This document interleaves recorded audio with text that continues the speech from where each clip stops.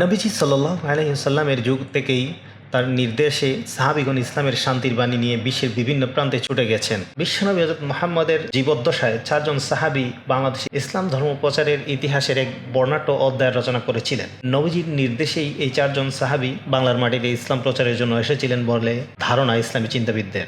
নবী সাল্লাল্লাহু আলাইহি ওয়াসাল্লামের জীবদ্দশায় তার চাচাতো মামা হযরত সাদ ইবনে আবি ওয়াক্কাস রাদিয়াল্লাহু তাআলা আনহু সহ আরও তিনজন সাহাবী চট্টগ্রাম, কক্সবাজার ও মিয়ানমারের আরাকান এলাকায় আসেন। এই সাহাবীগণ শুধু এই অঞ্চলে ইসলাম প্রচারে সীমাবদ্ধ থাকেননি, তারা চীনের ক্যান্টন, বর্তমান গুয়াংজু পর্যন্ত ইসলামের বাণী পৌঁছে দিয়েছেন। চীনের ক্যান্টন সমুদ্রের তীরে এখনও সাদ ইবনে আবি ওয়াক্কাস রাদিয়াল্লাহু তাআলা আনহু এর নির্মিত একটি মসজিদ ও তার কবর রয়েছে। অষ্টম ও নবম শতাব্দীতে সন্দ্বীপ ও রামু সহ বাংলার বিভিন্ন স্থানে আরব বণিকগণ ও মুবাল্লিগগণ ইসলাম প্রচার করেছিলেন বলে ঐতিহাসিক প্রমাণ পাওয়া যায়। এছাড়া রাজশাহীর পাহাড়পুর বৌদ্ধবিহার ও কুমিল্লার ময়নামতিতে প্রাথমিক আব্বাসীয় যুগের মুদ্রা পাওয়া গেছে। সম্প্রতি লালমনিরহাট জেলার পঞ্চগ্রাম ইউনিয়নের 69 হিজরিতে নির্মিত একটি প্রাচীন মসজিদের ধ্বংসাবশেষ পাওয়া গেছে। উপকূলীয় চট্টগ্রাম ও নোয়াখালীর বিভিন্ন স্থানে নাম ও ভাষার আরবি অপভ্রংশের প্রচুর উপস্থিতি এসব নিদর্শনকে আরও প্রমাণিত করে।